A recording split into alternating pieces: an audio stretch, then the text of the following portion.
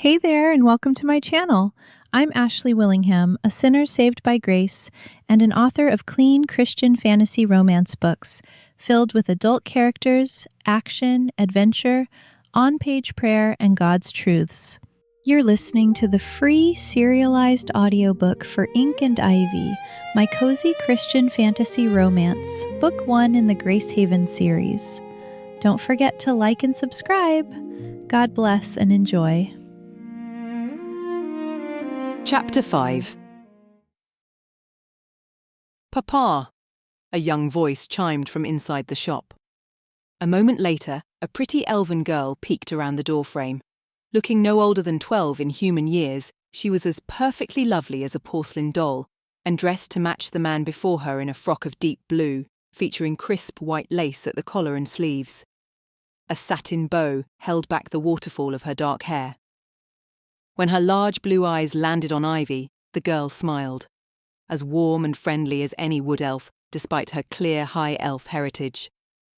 "Who is that? She's pretty." A rush of heat flooded Ivy's cheeks. What a charming child. She parted her lips to thank her for the compliment, but the elven man shifted, effectively blocking the girl from view. "She's no one, Elodie," he coolly insisted, his tone sharp enough to cut glass. "Give me just a moment. I will be finished with this shortly." Before she could even process what was happening, he stepped fully out of the shop and crisply snapped the door shut behind him. The stoop was remarkably narrow. There was simply not enough room for both of them to occupy the stone steps at the same time.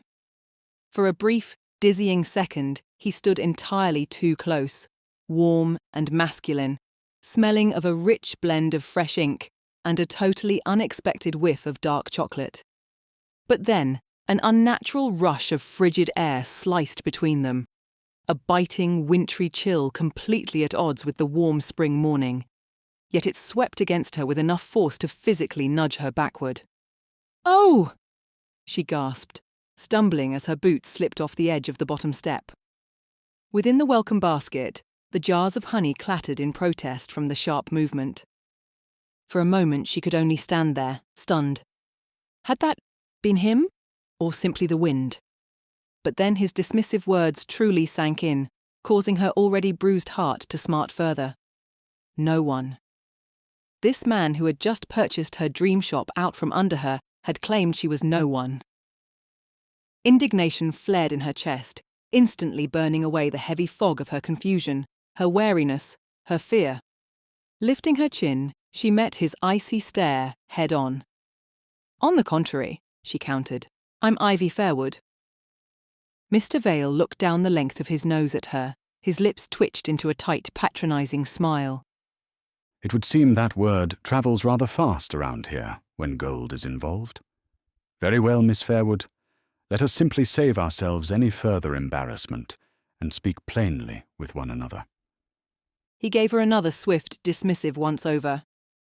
"You would be far better served reserving your charms, pleasing as they are, for someone else. I have absolutely no interest in them." Ivy simply stared at him, her brain stalling completely. "A high elf finds my charms pleasing?" A quiet, deeply unhelpful part of her mind marvelled.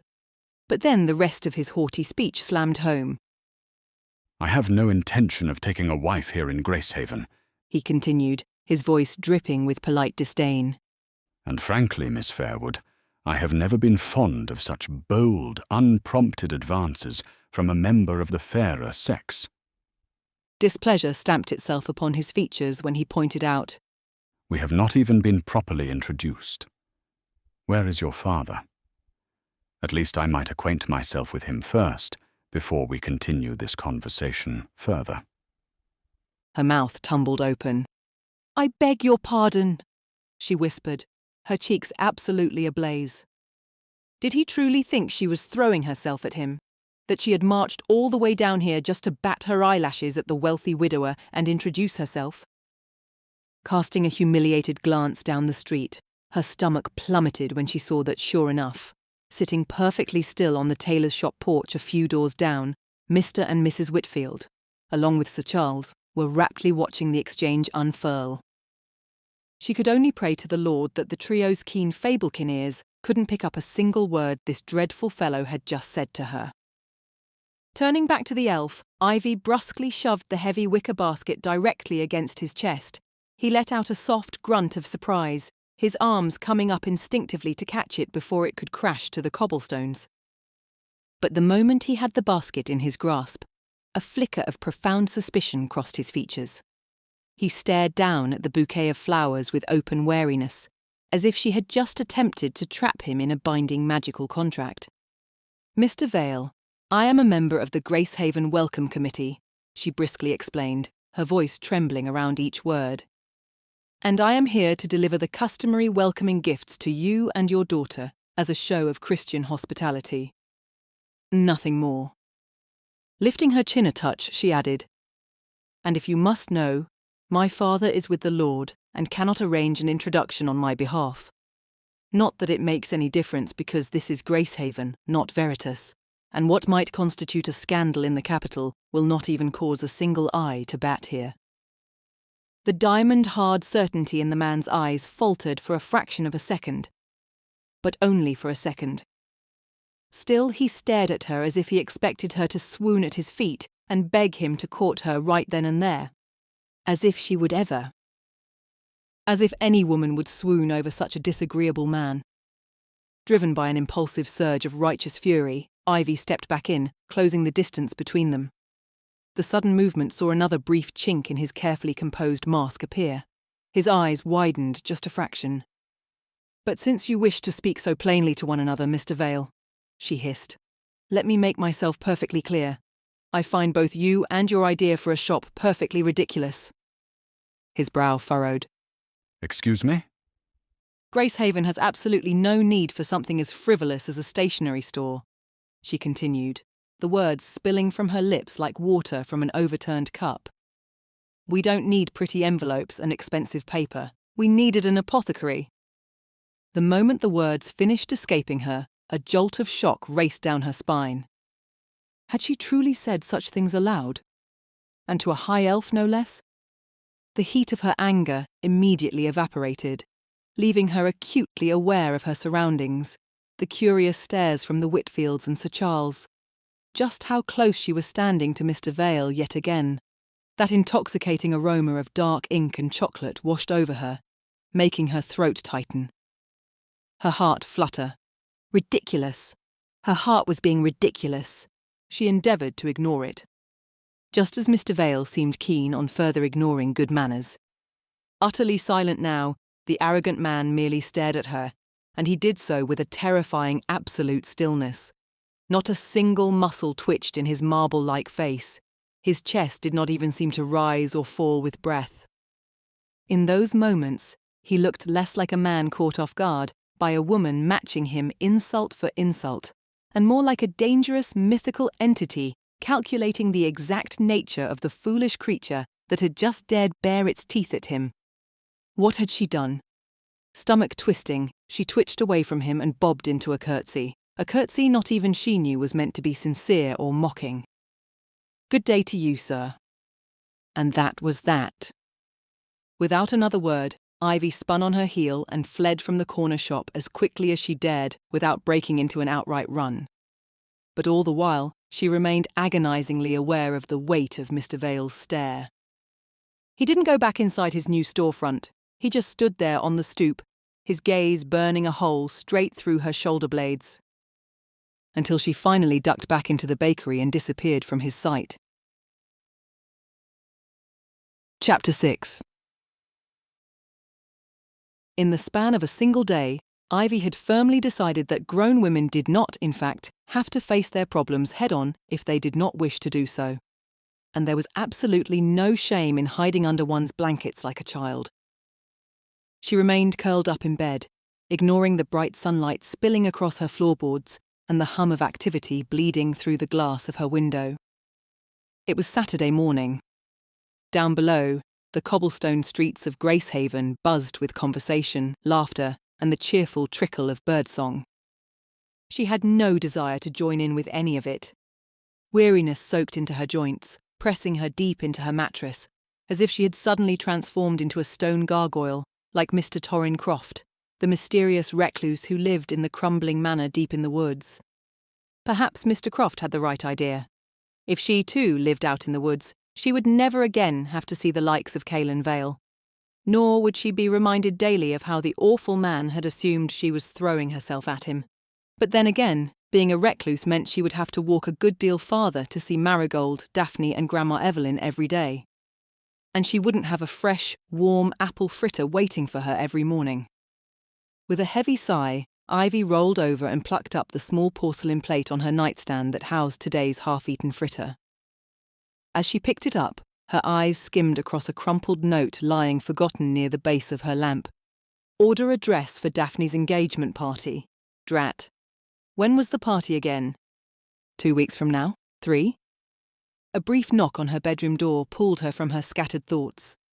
Before she could answer, the door swung inward, revealing Marigold hurrying into the room.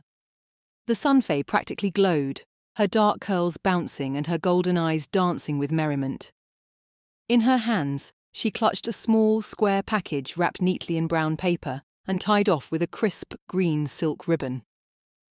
"Have you seen the crowd outside?" Marigold asked, making a beeline straight for the window. "Goodness, I still can't believe the things that Mr. Vael said to you, but perhaps he had good reason. Look, every unmarried woman from Honeygrove to Lindenvale has come to gawk at him this weekend. Poor fellow." Poor fellow indeed. Let him be overrun by a horde of ladies wishing to be introduced to the wealthy high elf widower. It was no less than he deserved for being so uncharitable to her. Without budging an inch, Ivy quietly complained, "If an army of trolls marched on Gracehaven and smashed the bake shop to bits, you'd assume they had a good reason for it, Mary." Ignoring her, her friend continued on a wistful sigh. "I haven't seen Gracehaven this overrun with visitors since the days when the portals were still open and the humans came to visit. Oh, come and see, Ivy." With a groan, she finally oozed her way out of bed and trudged across the floorboards to join Marigold beside the window. Twitching aside the lace curtains, she peered down. The streets of Gracehaven were, indeed, a rippling sea of colour. Women of all sorts, from fae to half-elf, from faun to naiad, strolled the cobblestones in their finest spring dresses, twirling parasols, fanning themselves, and casting incredibly unsubtle glances at the already freshly painted front door of the old Wright place. As if on cue, the door opened, and Mr. Vael stepped out onto the stoop. He paused, his dark brows knitting together in visible irritation as he took in the milling crowd. Hands curling into fists, he forged out into the street. The rippling sea of pastel dresses and parasols parted around him like water before the prow of a ship. Even while angry, he moved with an effortless grace in the midst of cutting a direct path toward the Whitfield's tailor shop, determinedly ignoring the visitors around him all the while. Despite herself, she couldn't help but watch him as he went, mesmerized by the way he prowled across the cobblestones. He was wearing a different coat today, a dark fabric that seemed to ripple fluidly between shades of deep plum and violet, though the sunlight still remained strangely hesitant to touch it directly. Without warning, Mr. Vael paused and shot a sharp look over his shoulder. His cold blue eyes locked directly with hers through the second-story glass, piercing through the distance between them. Her breath hitched in her throat. Ivy fell back from the window, stumbling away until the back of her knees hit the edge of the mattress. "It's all rather silly if you ask me," she murmured, slumping down onto her quilt. "It doesn't matter how wealthy he is, nor that he's a high elf. The man has all the charm of a toad." Marigold bit her bottom lip. "Poor Mr. Vael," she insisted again, letting the curtain fall back into place. "But I suppose this will be excellent for business today. Oh!" Finally seeming to remember the item she was holding, her best friend turned and held the brown paper package out to her. "Here you are. Felix just delivered this for you." Ivy frowned as she reached out to accept the parcel, searching for a return address or some other hint as to whom it might be from. She found nothing. There was only her name, scrawled across the top of the paper in a neat, sweeping script. "To Miss Ivy Fairwood." "Who is it from?" she asked, looking up at her friend. Marigold shook her head, her gossamer wings fluttering. I don't know, and Felix didn't seem to know either. He said he just found it on the counter at the post office when he opened up this morning. Go on, open it. Let's see. Ivy tugged at the end of the green silk ribbon. As the knot gave way, she peeled back the brown paper to reveal a plain, nondescript cardboard box. Sitting squarely on top of the lid was a thick parchment envelope, securely sealed with a dollop of crimson wax pressed with the image of a fern leaf. But it was the scent that hit her first. Emanating from inside the small box was the most delicious, mouth-watering aroma: sweet strawberries, rich vanilla, and a hint of toasted almond. She picked up the envelope. Again, the outside gave no inkling as to the sender's identity. It simply read, Miss Ivy. Her pulse fluttered. She never received letters, let alone letters from a mysterious correspondent. Carefully, so as not to crack the wax seal holding the flap shut, she pried the envelope open and slipped out the folded letter inside. Well? Marigold pressed, leaning in closer, nearly breathless with anticipation. Ivy unfolded the parchment. Dear Miss Ivy Fairwood, I know this is most improper, but I must say that I am in great admiration for how you put that bird-witted man in his place just yesterday. He treated you so rudely upon your arrival, when you simply sought to show him a glimpse of true Christian hospitality, and yet you stood your ground against his arrogance with a fire and dignity that left him entirely speechless. Bravo. Please do not let a single word that man said to you take root in your heart, for truly, any gentleman should consider himself most fortunate to be spared even a single passing moment of such an intriguing woman's time. I hope this small treat will bring a smile back to your face, and that Romans 8:26-28 might be a comfort to you this morning. And we know that in all things God works for the good of those who love him. I pray that he works for your good today, Miss Fairwood. Respectfully, Fern. Ivy sat entirely frozen for a few long, quiet moments, her eyes tracing over the ink again and again. Whoever this man was, she liked him immensely already, simply for daring to name the snobbish Mr. Vael bird-witted.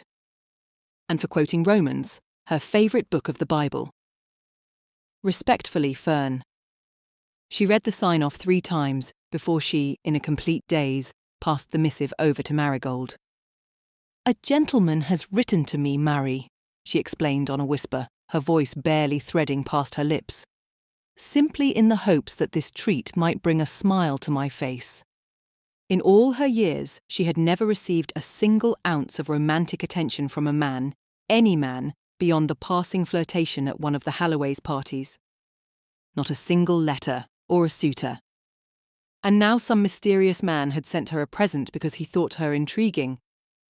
Marigold let out a gasp of delight, hastily skimming the letter herself. Oh, how exciting! He must have seen your unfortunate misunderstanding with Mr. Vael yesterday. But who? But who, indeed? Ivy thought back to yesterday morning, but she had only seen the Whitfields and Sir Charles on the street, observing her humiliation. The idea that someone else, that an unknown man, might have been watching her too, was enough to see her cheeks warming yet again. Shoving the thought aside, she lifted the lid off the small cardboard box.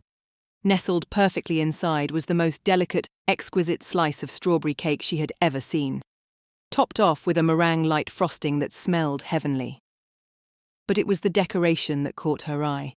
Thinly sliced, perfectly ripe strawberries were arranged meticulously across the top of the slice in what she could almost swear was a deliberate heart shape. For a moment, she forgot how to breathe. Did she have a secret admirer? Marigold squinted down at the slice of cake over her shoulder, frowning as she did so. That's not one of mine. You don't think it's from Angel Cakes in Lindenvale, do you? At the distinct hint of worry within her best friend's tone, Ivy replaced the lid, hiding the cake from view. I'm sure it's not, and even if it is, you know I prefer your cakes, Mari.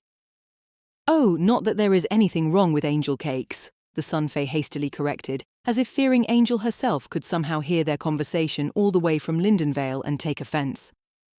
Angel does have such a way with her little decorations, such fine skill.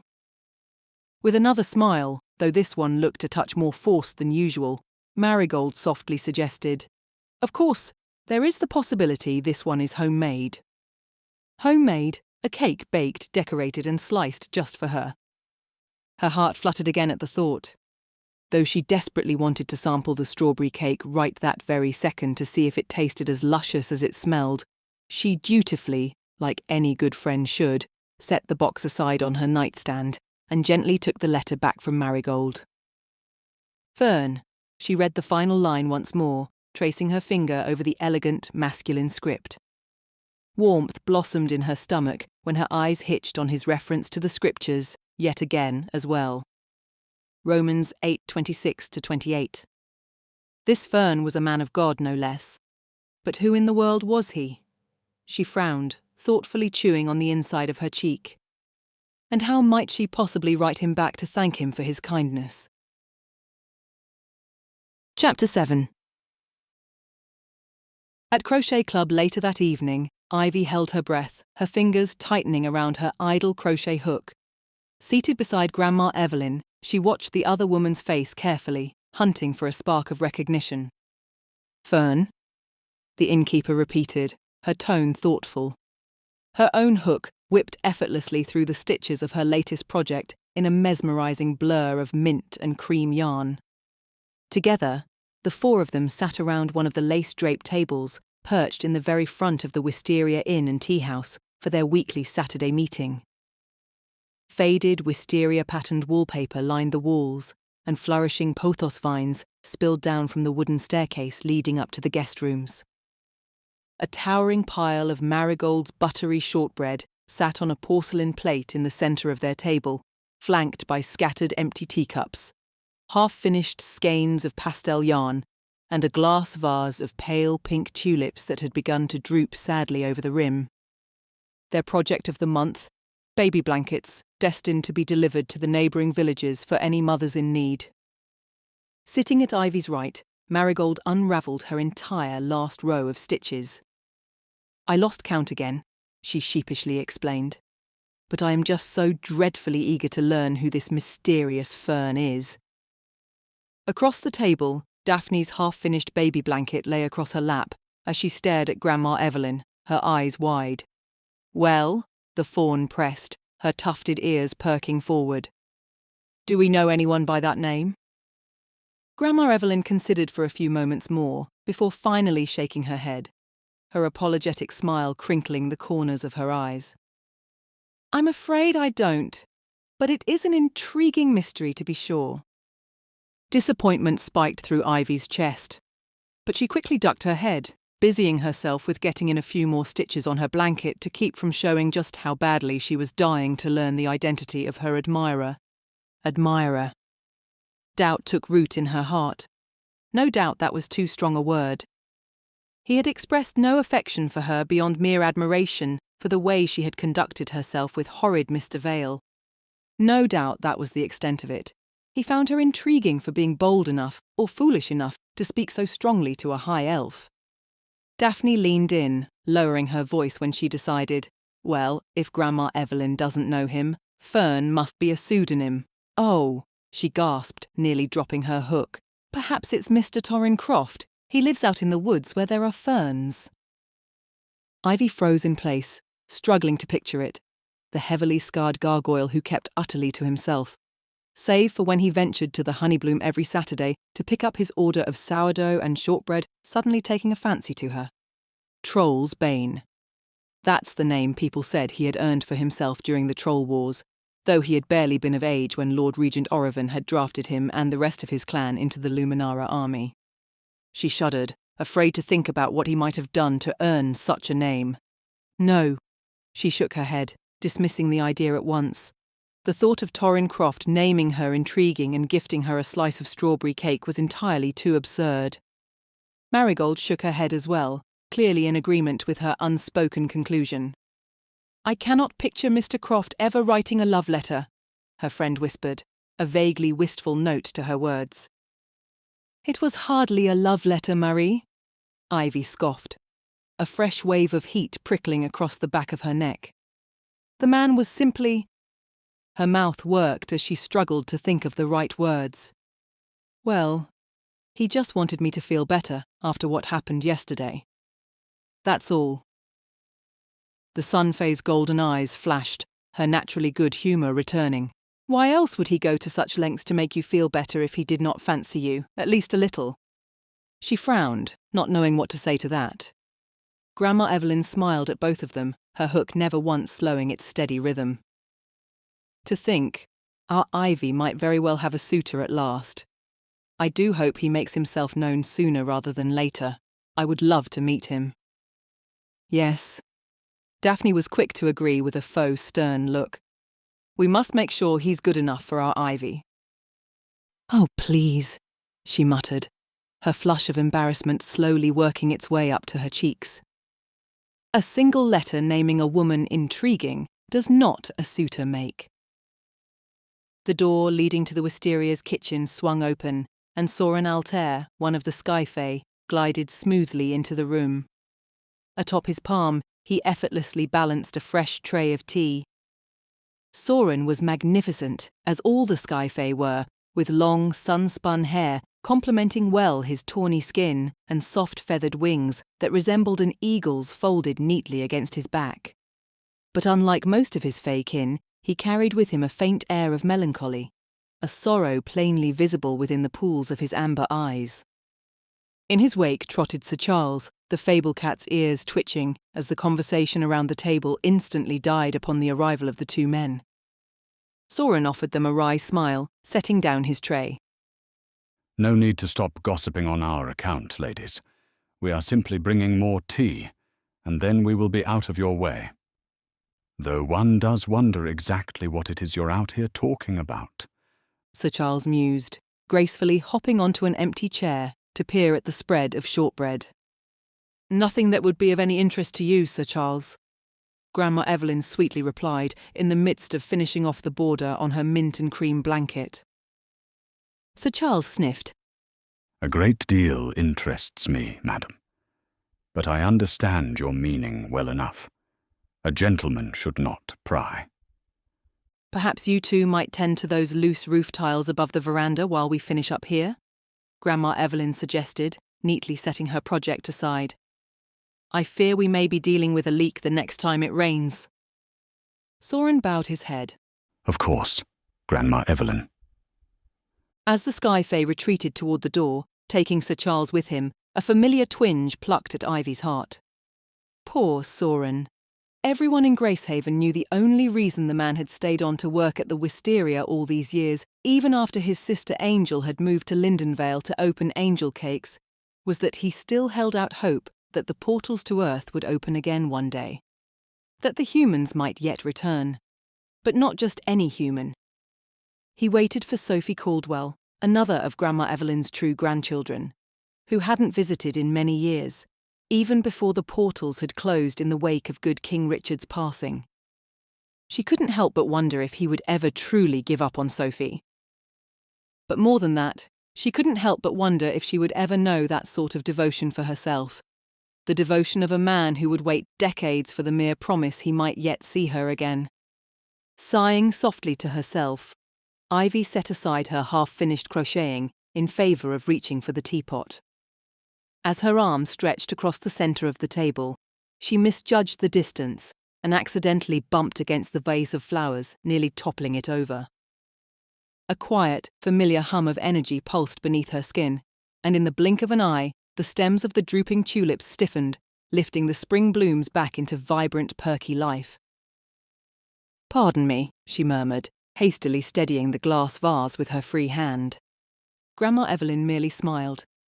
"There is never any need to apologise for simply being yourself, dear, and I dare say the tulips needed a little of your dryad encouragement." Offering the innkeeper a grateful smile in return, Ivy set about pouring a fresh cup of tea for everyone. The warm, soothing scents of chamomile and vanilla washed over her, lightening her spirit in a small way. It was one of her absolute favourite blends. "Honey?" she offered the table, picking up the small crystal dish. Yes, please, Marigold answered. But Daphne ignored the tea entirely, choosing instead to fix Ivy with an intent look. Now, all this business of the mysterious Fern's identity aside, what I want to know is what that Mr. Vael said to you yesterday. Sir Charles mentioned you two had words. Ivy's hand jerked just enough to plop an extra helping of honey into Marigold's cup. She winced as tea sloshed out right onto Grandma Evelyn's nice lace tablecloth. I would truly rather not have to repeat it, Daphne, she muttered, hastily dabbing at the stain with her napkin. Accepting her doubly sweetened tea without a word of complaint, Marigold graciously murmured. No doubt he was simply surprised by receiving an unexpected visitor so soon after his arrival, and merely spoke a little out of turn. A little out of turn. Ivy fought hard not to roll her eyes, but that was simply Marigold, always trying to see the good in everyone, even when they didn't deserve it. He was perfectly awful, you mean, she couldn't help but correct, the memory of the way the elven man had looked down his nose at her more than enough to kindle a fresh spark of irritation in her heart. He was rude, arrogant, and he practically accused me of throwing myself at him. Daphne gasped, clearly delighted by such scandalous news. Marigold took another sip of her tea, saying nothing. Now, ladies, Grandma Evelyn gently chided, sparing her a warning look. Let no corrupting talk come out of your mouths. Ephesians 4:29. One of the many verses the older woman had them memorize when they were children. But she was simply speaking the truth, not gossiping. Carefully spooning just the right amount of honey into her cup, Ivy met Grandma Evelyn's gaze directly and finished with a forced smile. I just sincerely hope to never ever have to cross paths with that man again. The innkeeper cleared her throat. My dear, we are called to love our neighbours, no matter how prickly they might be upon first meeting. And this is Gracehaven. You will most assuredly have to cross paths with him again. Perhaps instead of lamenting your poor first impression of Mr. Vael, you should strive to pray for him, that God might soften his heart. Pressing her lips into a thin line, Ivy set aside her tea so that it could cool to the perfect temperature, and snatched up her crocheting once more. She stabbed her hook through the next loop of yarn with far more force than the poor baby blanket warranted.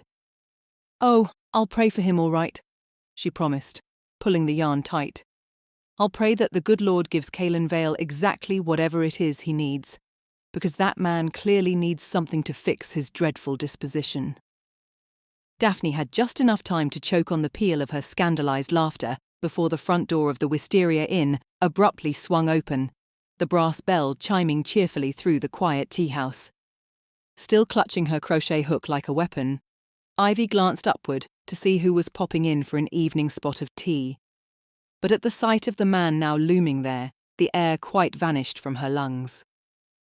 Standing just inside the doorway was none other than Mr. Vael, and his frosty gaze was once again locked directly, unmistakably, on her.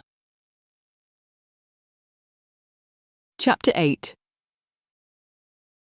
Ivy stared at Mr. Vael, her stomach twisting itself into knots. Had he heard what she had just said about him? I'm sorry, I'm so sorry. The frantic litany looped in her mind, even as a sinking feeling settled over her, warning her that it wasn't to God himself she should be apologizing right now. It was to the frigid elven man standing in the doorway, his eyes boring into hers. Daphne and Marigold both went utterly still, staring hard at their respective crochet projects as if the yarn now held the secrets of the universe.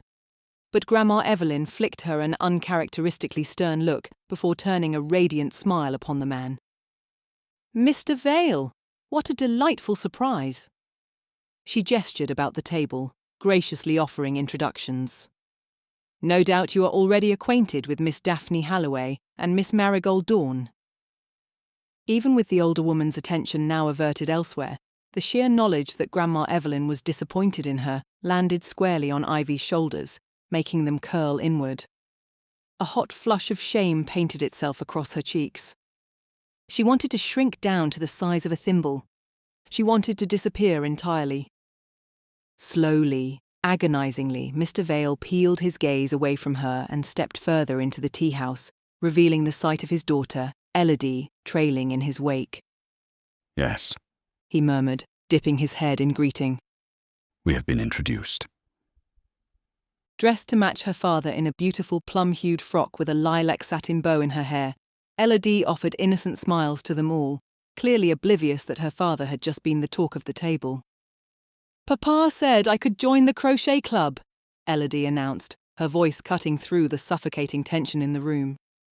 Without waiting for an invitation, she drifted straight for Grandma Evelyn. The innkeeper's smile softened as she offered Elodie a spare hook and a skein of soft pink yarn. "How wonderful! We are so happy to have you. Here, let me show you how to make a chain stitch." But Mr. Vael did not retreat as she had expected him to do. He remained standing by the door, his hands clasped firmly behind his back. Was he intending to observe them for the rest of the evening? Suddenly, the air in the room pressed in too close. Ivy drew in a shallow breath and carefully set aside her own crocheting yet again before her shaking hands could betray her panic. Reaching for her teacup, she downed her tea in one massive gulp. The entirely too hot liquid scalded the back of her throat, burning all the way down to her stomach, but she didn't even care. She just needed something, anything to do that didn't require focus or thought. Mr. Vail's dark baritone rumbled through the quiet, making her stomach twist all the more. I must admit that I had hoped there would be more children involved in this gathering. Grandma Evelyn hummed, gently guiding Elodie's fingers through a starting chain. "The Whitfields have 4 daughters around your Elodie's age, Mr. Vael: Abigail, Margaret, Harriet, and Frances. Though I fear none of them have taken an interest in our little club as of yet. Perhaps Elodie's involvement may yet inspire them to join as well." Perhaps. Mr. Vael stiffly replied. After a moment's pause, he added, A charming Fablekin family. We had them over for tea just yesterday.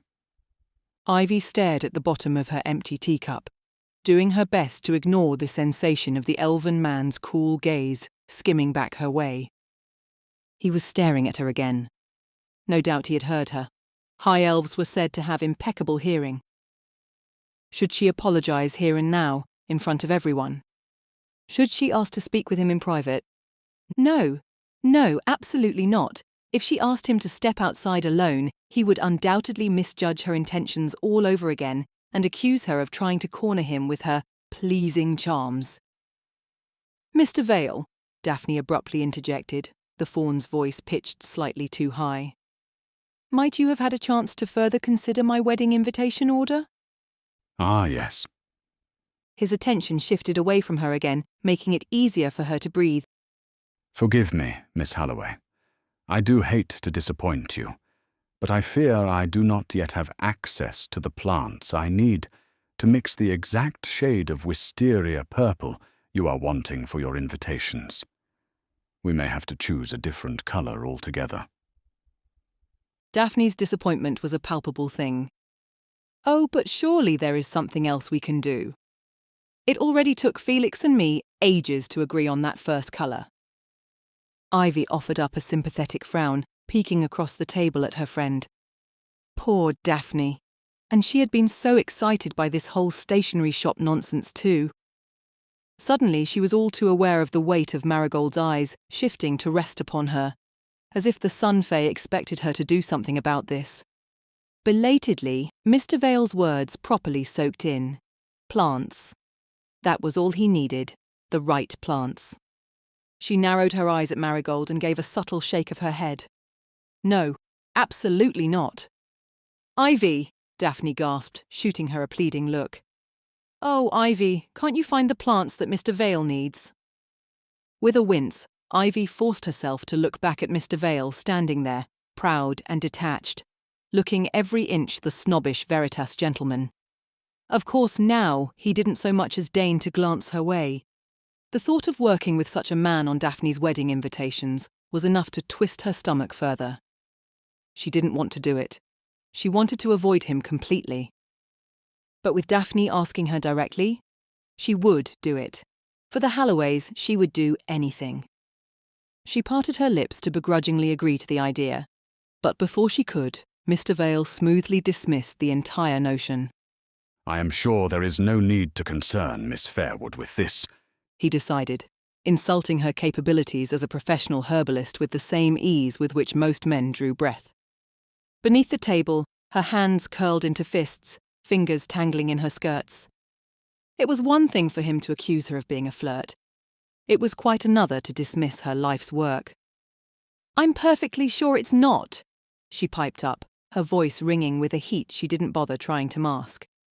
She lifted her chin, refusing to let him reduce her to no one. "Name the plants you need, Mr. Vail, and I will find them for you." Slowly, Mr. Vail turned his head and fixed her again with his ice-blue stare.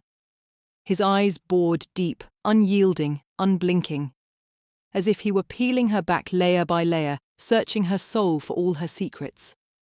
Heart hammering wildly against her ribs, Ivy breathlessly finished, For Daphne's sake. And for mine, she admitted quietly, only to herself, a spike of selfishness warming her cheeks.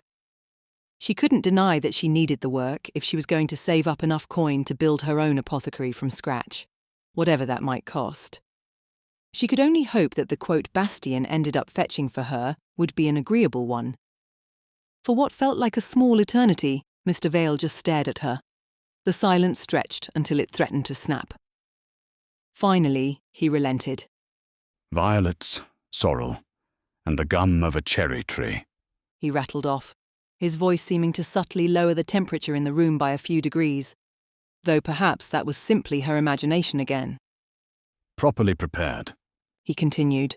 they will yield the wisteria purple watercolour I need. A part of her wanted to snort. That was all he needed. She could find all of that in a single afternoon.